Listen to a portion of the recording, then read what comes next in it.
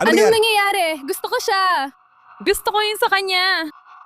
Manatiling kalmado lahat dahil drill lang ito. Nasa gubat tayo sa gitnang Israel, Ben Shemen, kasama ang United Hatzalah.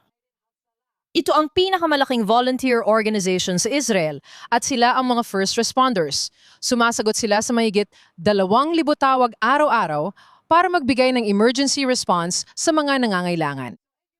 Ngayong tag-init, nag-organisa ang United Hatzalah ng summer camp para sa mga kabataang Amerikano na gustong matuto tungkol sa emergency response tulad ng CPR at paggamit ng defibrillator. Ngayong araw, dadalo tayo sa isinagawang malawakang simulation ng pag-ataking terorista ng United Hatzalah para makita kung ano ang natutunan ng mga batang ito ngayong tag-init at maiuwi ang kanilang mga kasanayan sa bahay. Mahalagang bahagi ito ng training kung saan natutunan nila ang iba't ibang emergency at trauma sa klase. Ngayon, ginagamit na nila ang kanilang natutunan. Ngayong gabi ay isang simulation ng MCI drill, gaya ng nakikita ninyo, kung saan natututo sila mag-triage ng mga pasyente. Magbigay ng paunang lunas, i-triage at ilipat ang pasyente sa treatment area.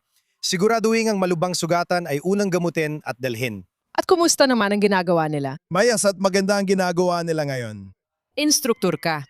Gaano kahalaga matutunan ng mga bata ang mga kasanayang ito? Mahalaga para sa lahat saan man na maging first responder at makatulong magligtas ng buhay. At dito sa Israel, mas kailangan pa namin gawin iyon. Ang grill na ito ay lumilika ng kunwaring totoong sitwasyon na pwedeng maranasan. Sa tingin ko, baka sila ang mga susunod na first responder na tutulong at magliligtas ng buhay. Ano ang nararamdaman mo habang ginagawa ito ngayon? Dahil natutunan mo ang lahat ng ito na yung tag-init, anong pakiramdam na maisa buhay na ito ngayon? Sa tingin ko, napakaganda ng pakiramdam. Nakakagawa ako ng totoong pagbabago. Isa itong practical na karanasang hindi karaniwang nakukuha ng mga kabataan. At nararamdaman mo bang talagang nakakatulong ito? Parang lahat ng natutunan mo, alam mo na ngayon ang gagawin. Oo, sa tingin ko, makakauwi ako sa Amerika na may magagamit na kasanayan para sa aming komunidad sa emergency. Matapos ang 60 oras ng masinsinang pagsasanay sa silid-aralan, sumabak na sa kalsadang mga batang ito gamit ang totoong ambulansya sa Israel. Tumutugon sa mga emergency at tumutulong magligtas ng buhay. Sa programa, nakikipag-partner kami sa United Hatzalah, mga kahangahangang katuwang, kung saan ang mga kabataan ay tunay na naunawaan kung ano ang ibig sabihin ng maging isang first responder sa Israel. Nakakapaglakbay at nakakapamasyal din ba sila? Oo naman, pero ito ay isang karanasan kung saan ginugugol nila ang unang 10 araw ng kanilang programa para makakuha ng sertipikasyon sa CPR, first aid at pagpigil ng matinding pagdurugo. Habang naglalakbay at namamasyal sila,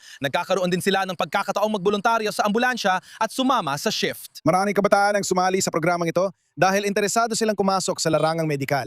Pinili nila ito para matukoy kung ito talaga ang gusto nila o subukan lang bago simulan ang kanilang paglalakbay. Kaya tiyak na marami sa kanila ang magiging mga doktor, siruhano, manggagamot, assistant at iba pang mahusay na profesional sa medisina. Kakatanggap ko lang ng mensahe mula sa isa sa mga magulang noong nakaraang taon. Tagapayo siya sa isang kampo sa New York. Walang nurse doon, kaya nang nabulunan ng pako ng estudyante, ginawa niya ang Heimlich maneuver at nailigtas ang buhay nito. Ganyan ang ginagawa ng mga batang ito. Pagbalik nila, binabago nila ang mundo. Hindi ka panipaniwala. Talagang nakapagpabago ng buhay. Ang galing. Lahat ng karanasan ko roon, binago nito ang pananaw ko. Sa ika-10 taon, nagbigay inspirasyon ang summer camp sa bagong henerasyon ng tagapagligtas at umaasa ang mga organizer na simula pa lang ito. Palagi ko iniisip na hindi na ito pwedeng gumanda pa, pero taon-taon lalo lang gumaganda at kahanga-hanga.